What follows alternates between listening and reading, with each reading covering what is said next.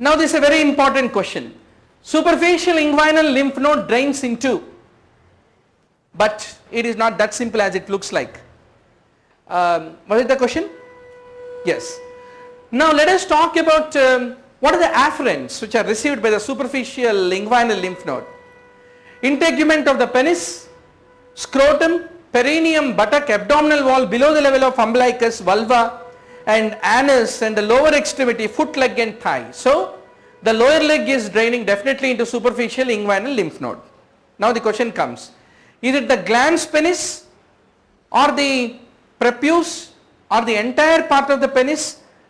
Which is the one which is draining into the superficial inguinal lymph node? So as a surgeon, when you are operating on a penile carcinoma, you must be doubly sure about what is the lymphatic drainage of the penis, which is one of the important topic. Penis basically gets the lymphatic drainage from three important groups. The first group is the superficial inguinal lymph nodes. Second is the deep inguinal lymph nodes. Third is the external inguinal lymph nodes. External iliac group of lymph nodes are the ones which are important. So the skin of the penis and prepuce, they drain primarily to the superficial inguinal lymph nodes, and once more within the superficial inguinal lymph nodes you have got the various areas. It is a superomedial zone of superficial inguinal lymph nodes into which it will be draining.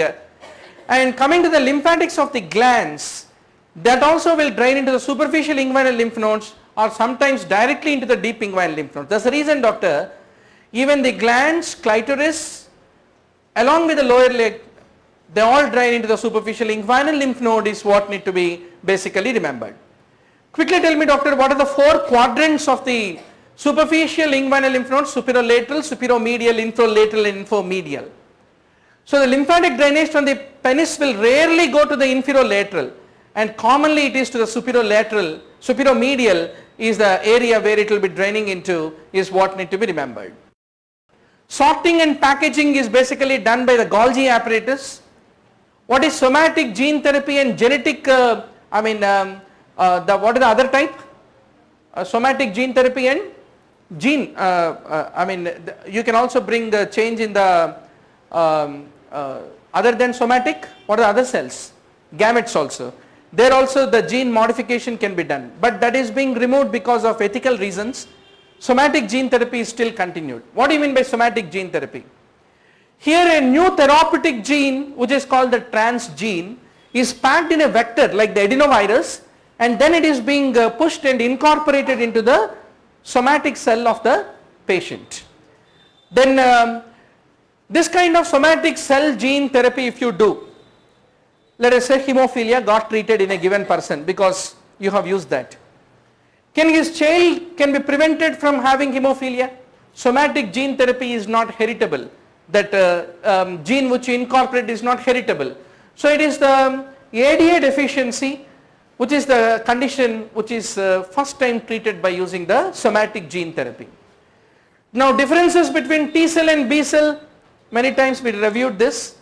So one is cellular and other is humoral immunity, and they have the same place of origin but different location for the differentiation. Now from there is the largest energy reserve in the body is from. How many like to answer it as skeletal glycogen? Is it glycogen or fat which is responsible? Fat is responsible. In fact, fat provides the largest energy reserve. In a 70 kg individual, 9 kilograms is stored in the body in the form of the fat. 80,000 kilocalories it represents, and it is considered to be the largest and abundant source of the energy. Of course, liposuction is the modern therapy of obesity clinics, right? Now let us talk about the alkylating agents, another common question in the exam. So alkylating agents will stop the tumor growth because they go and cross-link the guanine nucleobases in the DNA double helix, and that is how they interfere with the DNA replication is what need to be remembered. And some of the alkylating agents are the prodrugs.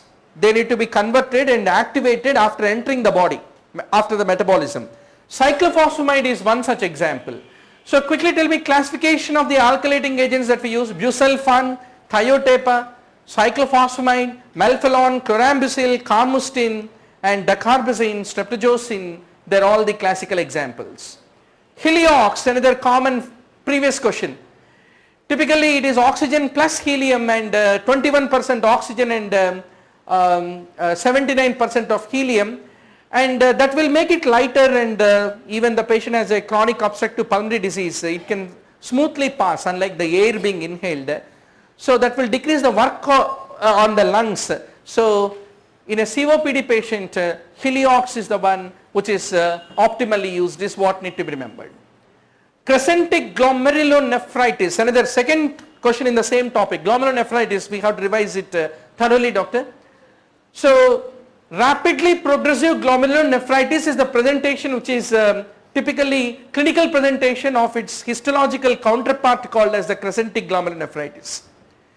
Now when do you call it as crescentic glomerulonephritis? Crescents must be usually greater than 50%. Renal function should rapidly decline to greater than 50% within a short period, that is in 3 months. That is the definition for the rapidly progressive glomerulonephritis. Tell me, doctor, in which conditions you come across such a rapid progression of the renal failure with the crescentic proliferation of the parietal epithelial cells? In which condition do you come across? Post-epilogue glomerulonephritis, infective endocarditis, hepatitis B infection, SLE, Henox Collins purpura, good pasture, malignancy, infectious diseases, they all can lead to the development of the RPGN. Certain drug-induced causes for the RPGN, certain primary glomerular diseases can lead to RPGN. Rifampicin is the one which is allopurinol, hydralazine, penicillamine are among the drugs which can lead to RPGN. This long list need to be remembered. SLE and kidney, lupus nephritis. What are all the pathologies that you can see in lupus nephritis, doctor? Third question once more in the nephrology. So International Society of Nephrology has classified the lupus nephritis into 5 classes. Class 1 is minimal mesangial changes, class 2 is mesangioproliferative changes, class 3 is focal lupus nephritis, class 4 is diffuse lupus lesions, class 5 is membranous lupus nephritis, that is how and class 6 is, 6 classes are there. Advanced sclerosis is also there. So there are the 6 possibilities. So you can come across MPGN, MGN, FSG, all these are the possible changes depending on the class of the lupus nephritis that you are coming across is what need to be remembered. Barrett's is that metaplastic changes, paraesophageal hernia is the one which can lead to that reflux acidity to happen.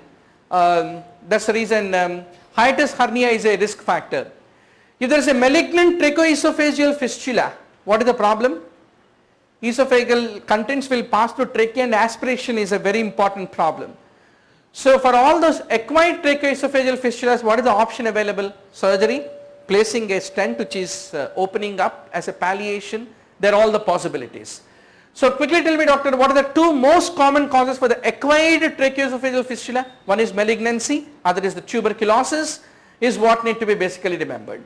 CA125, anything that irritates the serosal surface, peritoneum, can lead to the development of a rise of CA125.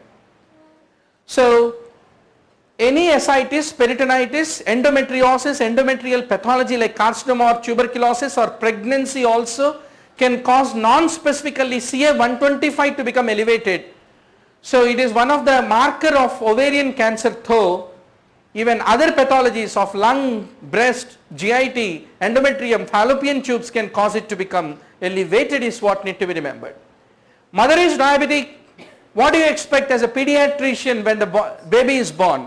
Hyperbilirubinemia, hypoglycemia, not hyperglycemia, hypocalcemia, cardiomyopathy, polycythemia, transient tachypnea of the newborn and respiratory distress, they are all the possibilities.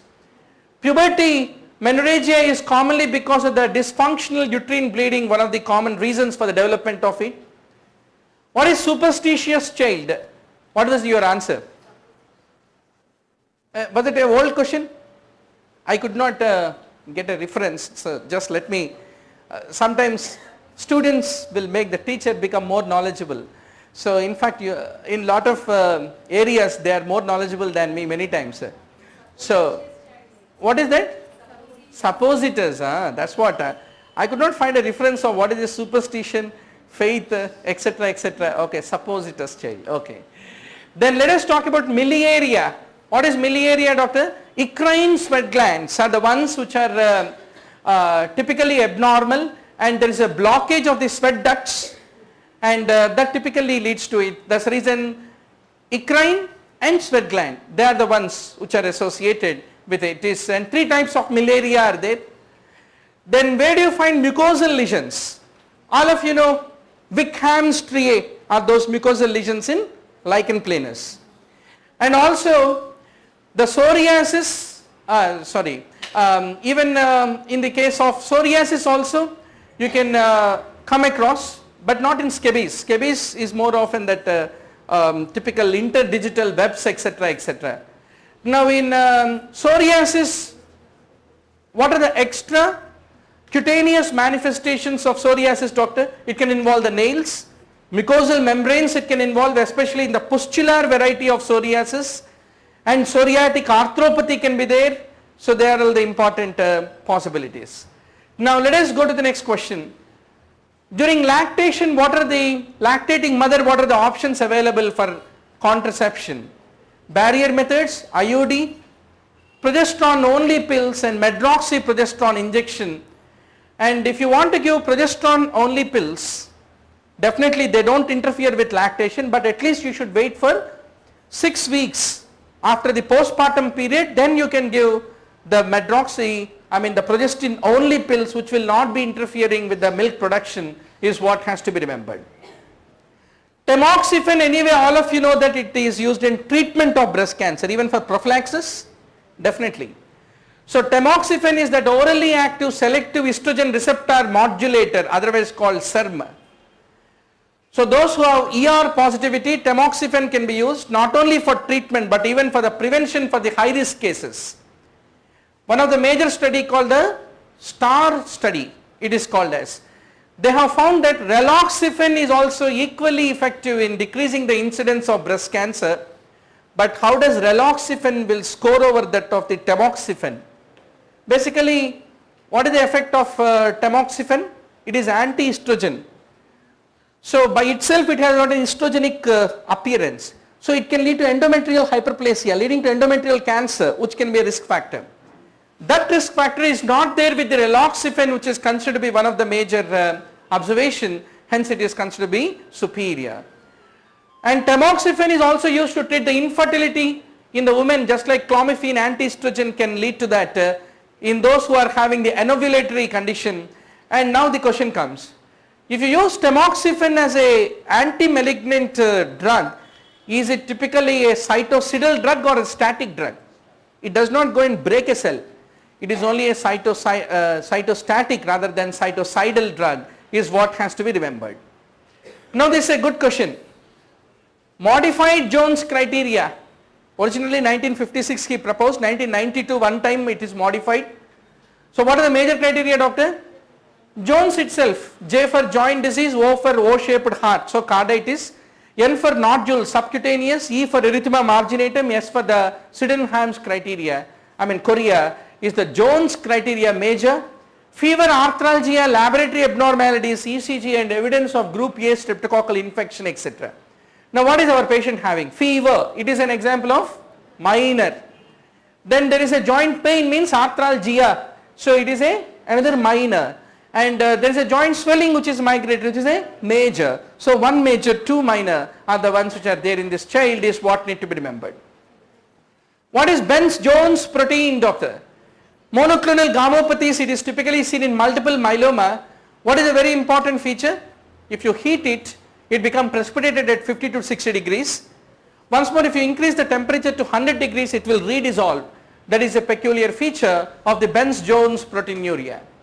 Then what is the blood supply of the breast? Breast gets blood supply from 4 resources. Internal thoracic artery, lateral thoracic artery, and thoracoacromial artery, and posterior intercostal artery, 4 major sources of blood supply. Where does it drain? Internal thoracic vein, and also into the intercostal veins it will be draining. Another common question asked is, where is the lymphatic drainage of the breast? 75% of times ipsilateral axillary lymph nodes, and the remaining will be going to parasternal nodes, abdominal lymph nodes, and axillary nodes will finally drain into the pectoral, subscapular and humeral group of lymph nodes. Now, is this a question on botulinum toxin which was asked, right? So, botulinum A toxin is the one which is used in order to take care of the blepharospasm. Why will blepharospasm occur, doctor? It is opposite to myasthenia. In myasthenia, acetylcholine is ineffective. In blepharospasm, it is over effective. So, you want somebody to stop the release of the acetylcholine into the neuromuscular junction. How can you do that? Somebody should go and prevent synaptic vesicle which is having in the presynaptic area from releasing the acetylcholine. Botulinum toxin exactly will do that by going and attaching with the presynaptic vesicle and preventing the release of the acetylcholine. But a very important question comes, how long will it be effective in doing that? For about 6 to 9 months, the blepharospasm is typically relieved. Once more, there is a re-onset of blepharospasm. So, if you are a DM neurology, what is the busiest job you will be doing?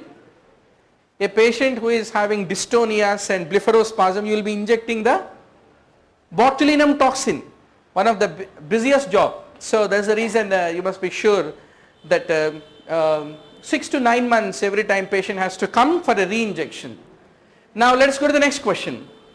What are association fibers and what are commissural fibers and projection fibers? The question asked was, what are all the projection fibers from cerebellum? So, fundamentally we need to understand the definition. Association fibers means typically within the same cerebral cortical hemisphere, it is connecting two areas in the same hemisphere. Commissural fibers are two cerebral hemispheres, Ahmedabad and Secunderabad. And then comes the projection fibers where typically to a distant area it is connecting. So, out of all this pontocerebellar, cuniocerebellar, olivocerebellar are all basically not originating from cerebellum, they are coming from some other structure. Where are olivary nuclei located, doctor? In which part of the brainstem? Medulla. And cuneate is located in cuneate nuclei which are bringing the sensory supply. And then you also have pontocerebellar. All these fibers are finally going through the inferior peduncle to reach the cerebellum. So, they are all projecting to the cerebellum is what we have to basically understand. So, projection is from one part to another part and association is within the same hemisphere, and commissural is between ipsilateral to contralateral hemisphere is what I like to underscore. Then let us talk about interferon. Invariably question comes on two issues. IV immunoglobulin, what are all the indications? Different types of interferons, what are the indications? We must be sure when going to exam. So, hepatitis C patients are the ones who are the right candidates. Multiple sclerosis, autoimmune disorders we can use, and interferon alpha, beta and gamma, three types are there. Which specific indications, which type of interferon? So, interferon gamma is the one which is released by the Th1 type of inflammatory cells. It will suppress the osteoclast formation. And interferon alpha 2A, let us start from alpha. Alpha 2A is the one used for the hairy cell leukemia, HIV, Kaposi sarcoma, chronic phase of Philadelphia chromosome positive CML patients and those who have chronic hepatitis C. Interferon alpha 2B, it is also used for the hairy cell leukemia, Kaposi, but also in condyloma acuminata and non-Hodgkin's lymphoma also. Then you have interferon alpha N3 type, which is used only in condyloma acuminata it is used. Then you have interferon beta 1A, it is used for those who have multiple sclerosis with a relapsing and remitting type of clinical course. Interferon gamma, it is used for the chronic granulomatous disease and also it will delay the effects of osteopetrosis is another important indication for it. So, you must be sure different types and their specific indications. Now, what is the most common cardiac tumor? Not myxoma. In adults it is so, but in children it is a rhabdomyoma which is the most common cardiac tumor. Sternocleidomastoid has got two heads, clavicle and sternum. In congenital torticollis it is typically become shortened. It is not cranial, it is the spinal part of the accessory which is basically innervating both the trapezius upper part and also sternocleidomastoid. And if sternocleidomastoid is stimulated, then the head will be moving towards the contralateral side, as all of you know very well. Now, what is the nerve supply of the scalp? Blood supply, lymphatic drainage and nerve supply are important. So, supratrochlear nerve, a branch of the ophthalmic division, supraorbital nerve, zygomatico-temporal, auriculotemporal, lesser occipital, greater occipital, they are all the branches. So, out of the ones given, zygomatico-temporal, lesser occipital and auriculotemporal, not the greater auricular, auriculotemporal, they are the 5 important branches. Now, coming to motor supply, the frontal bellies of the occipitofrontalis are by the facial nerve, and what is the arterial supply of the scalp, doctor? Supratrochlear and supraorbital arteries of the ophthalmic division, superficial temporal artery of the external carotid, posterior auricular of the external carotid and occipital artery of the external carotid, that is the arterial supply. Everything about the scalp and its anatomy becomes an important question. 3 muscles are called hamstrings, that is the semitendinosus, membranosus and the biceps femoris. For the formation of the peptide bond, how many high energy phosphates are required? It is like asking to marry, how many rupees are required? Nothing is required. Girl is required, boy is required. Only thing is girl should give consent, otherwise abduction case is booked. So that is the only thing. Also peptide bond formation, you don't need ATPs. Do you need? No. Basically it is the energy which is released in this reaction of hydration with the release of the water molecule will take care of the formation of the peptide bond, which does not cost anything on the purse, is what need to be remembered. Now let us talk about retinal detachment. What are the underlying causes? Another traditional question. What are the different types of retinal detachment, doctor? Rhegmatogenous, then tractional retinal detachment, etc., etc. So you have the rhegmatogenous retinal detachment like this. So vitreous pathologies, cataract extraction, trauma, colobomas of the choroid, Stickler syndrome, which are the tongue twister, Marfan syndrome, Ehlers-Danlos, homocystinuria like connective tissue problems, collagen disorders, they all can lead to rhegmatogenous retinal detachment. Tractional, you commonly come across as a physician. Diabetic retinopathy patients who have proliferative diabetic retinopathy, they will show it. The causes are little less to remember in tractional. Sickle cell disease, retinopathy of prematurity, cataract surgery where there is a loss of vitreous, they are the causes for tractional. Then you have the third type which is called the exudative retinal detachment, and there can be a problem with the macula, optic nerve, any vascular disease or any primary tumors or any inflammation like choroiditis, they can be responsible for the development of exudative. So you must clearly understand the differential causes, underlying causes for these 3 types of retinal detachment. Double bubble sign in the case of the duodenal atresia.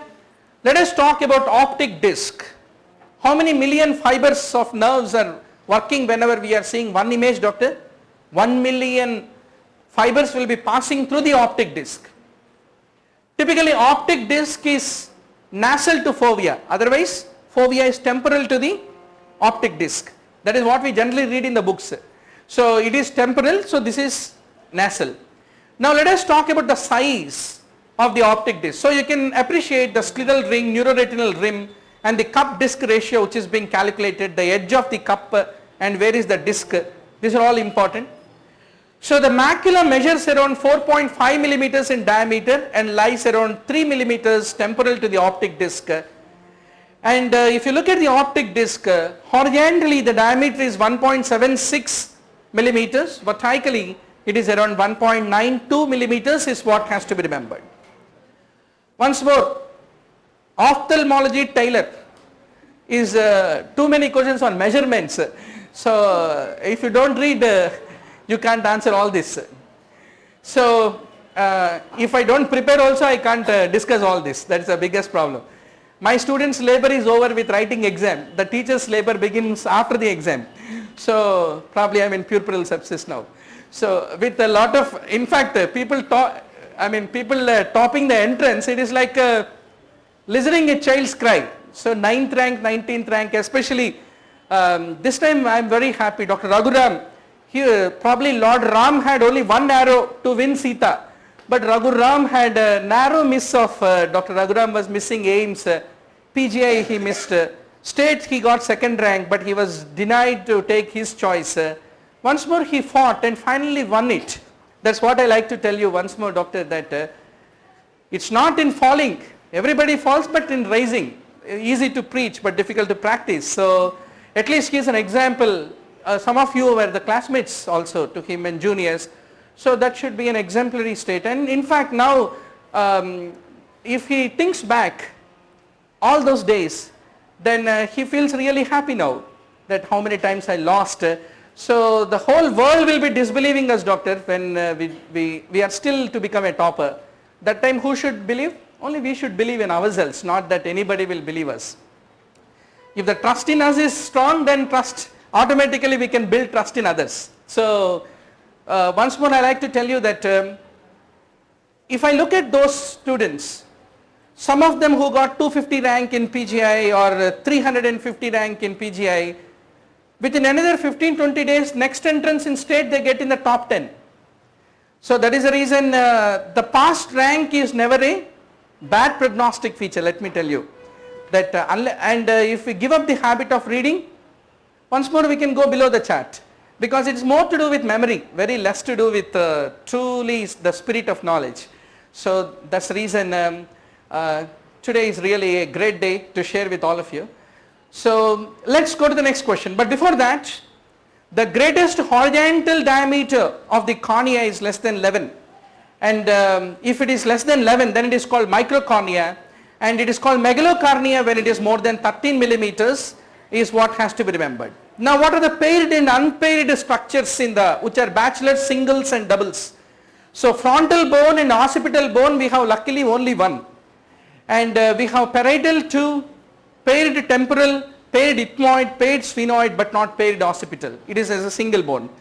And nasal concha is also another example of a paired bone. If you look at the perpendicular plate of ethmoid, it is single, but nasal bones are paired and attached to it. Now which bones are pneumatic and why do we get sinusitis? Luckily only sphenoid, maxilla, frontal and temporalis are pneumatic. Hence there is no chance of getting occipital sinusitis. And what else is not possible? Parietal also is not really pneumatic in nature. Now let us talk about remifentanil. Remifentanil is that potent ultra short acting synthetic opioid analgesic, which is the congener to the alfentanil, sufentanil, etc., etc. Now the question comes, potency comparison. But before that I like to ask you a question. What is the special feature of the other opioids versus that of the remifentanil? Other opioids require kidney, liver, where their metabolism occur. But the remifentanil is the one which does not require, it is the esterase, which is the one which is causing the degradation of it. Hence it has got a very short half-life. It does not have a long duration. And that's how, if you combine the remifentanil along with propofol like drug, the combination would be a wonderful anesthetic. So that is the main advantage of it. So it is around 5 to 15 times more powerful than alfentanil. It is also a fentanyl derivative, but you don't need to change the dose in hepatic and renal disease because esterases are the ones responsible for its breakdown, and its duration is shorter than alfentanil, which is in fact an advantage in disguise, is what need to be basically remembered. Now let us talk about ultrasonography. It is the urographin which is the one which is used. For example, you are doing fallopian tube patency test, a sonographic assessment. Urographin is the one which is used. Why do you want to give fixed dose combination? Single tablet, you have got all the 4 tubercular drugs. Compliance will improve, but we don't have all the 4 in single tablet, at least in single sachet we have. So, but we combine sometimes atenolol with thiazides, etc., etc. So by doing so, it is only for improving the patient's compliance. Now the question comes. Suppose you give trimethoprim differently, sulfamethoxazole differently instead of Bactrim DS combination. combination, will it provide any improved efficacy when it comes to resistance? No. It does not improve the chances of resistance. Resistance will be same whether you give it combined or different from each other, not as a fixed dose combination. So it is only for improving the patient's complaints that we give the fixed drug combination is what need to be remembered. Patient is having RBS of 200, give a bigonide and bring it down. Then he is a hypertensive and a diabetic, so losartan and lisinopril, ACE inhibitor and receptor blocker, they must be the part of the management. Beta blockers, though they are not strictly contraindicated in diabetes, in which type of diabetes they are definitely contraindicated in type 1, not in type 2. In type 1 they can cause hypoglycemic unawareness, but not in type 2. But in type 2 they are found to cause worsening of their glucose tolerance. Hence there is only a relative contraindication for using the beta blocker, but still you can use losartan, lisinopril, bigonide. Now let us talk about the prodrugs. Cyclophosphamide is definitely a prodrug, and metronidazole is another prodrug, and that needs to be activated by getting reduced to a nitro group and a imidazole ring, and that will go and then attack the DNA. That is how the metronidazole, a prodrug, will be functioning. Now the question comes, lisinopril is a prodrug or not? Most of the ACE inhibitors are prodrugs, but not lisinopril, which is not a prodrug, is the carry home message. It is excreted unchanged in the urine is what need to be remembered. Now misoprostol, mifepristone, oxytocin, ergometrin. These 4 drugs are the favorite drugs of the both gynecology obstetrics professor and entrance exam. You must be sure, doctor, without confusion. Let us go a little slowly. What is misoprostol? NSAID induced gastric ulcers it can take care. It is a prostaglandin E1 analog, and it is used in order to induce the labor, abortifacient being a prostaglandin, also for increasing the mucosal blood flow and for taking care of the NSAID induced gastric ulceration, because it will increase the secretion of the mucus. And misoprostol is also used for the birth induction by uterine contraction and the ripening of the cervix.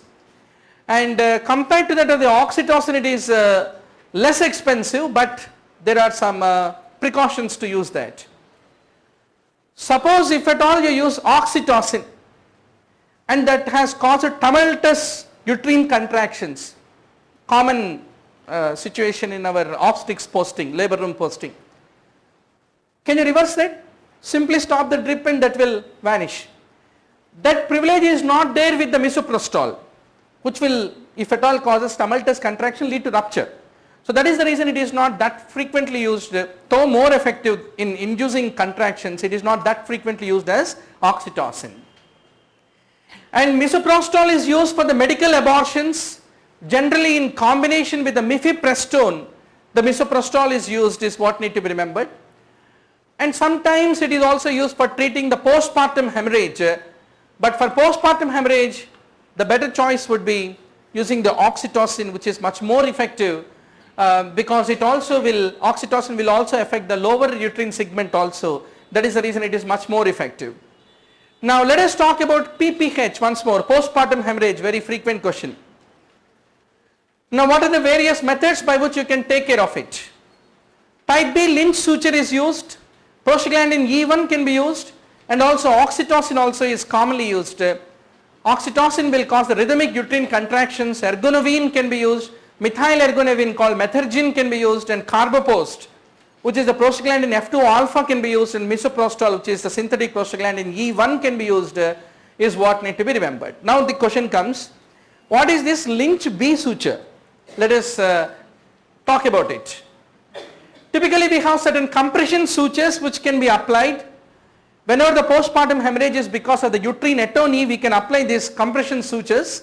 It is a large absorbable suture which is anchored with the uterine myometrium both anteriorly and posteriorly. Lynch B suture and PPH is what has to be basically remembered. So a quick review of all the 4 oxytocic agents, uterotonic agents is important. Let us talk about ulnar nerve palsy. It leads to positive Fromenstein wasting of the dorsal interosseous and clawing of the ring and small fingers. And what is the reason for the Froment sign, doctor? Which muscle is paralyzed there? It is the adductor pollicis which is paralyzed. So is it hypo or thenar? Hypothenar or thenar? It is hypothenar which is atrophied in the case of ulnar, and thenar in the case of the median nerve palsy, in the case of cubital, cubital tunnel, carpal tunnel is what has to be remembered. This is a good question. H. pylori infection, which is the non-invasive test that you want to use. What do you mean by non-invasive? You are not biting the patient anywhere. So how do you do rapid urease test? How do you do urea breath test? Both are urease only. But in urea breath test, you will ask the patient to assimilate the urea labeled substance, and then that will be split out, and then it will come out of the breath, and you will identify that carbon which is radio labeled coming out. So it is only swallowing, you are not biting him. So it is non-invasive. Whereas rapid urease test is when you do endoscopy, you take a small bit of the stomach mucosa that you subject to the urease test. So it is definitely invasive test. Then biopsy also is invasive, so it is not non-invasive. Then let us talk about the stool culture. Is there any role for it? Definitely. H. pylori fecal antigen test is the one which is being immunochromatographically, there is a monoclonal antibody which is used to detect that, and that is also a non-invasive test that can very much be used. H. pylori serology also is clinically used. It has got a good sensitivity and specificity. How do you prevent the cross infection and cross resistance from getting transmitted? Hand washing, fumigation, cohort nursing, they all definitely have a role, but still cohort nursing is not a cost effective method of preventing the cross resistance. So if you want to prevent the aerosol transmission of infection, is it negative pressure or positive pressure chambers you have to place the patient? It is the positive pressure chamber in which you have to keep the patient isolated rather than the negative pressure chamber. They are called HEPA filters, that is high efficiency particulate air filters in intensive care units with the maintenance of the positive pressure, especially transplant patients, etc., etc. All these precautions are being taken.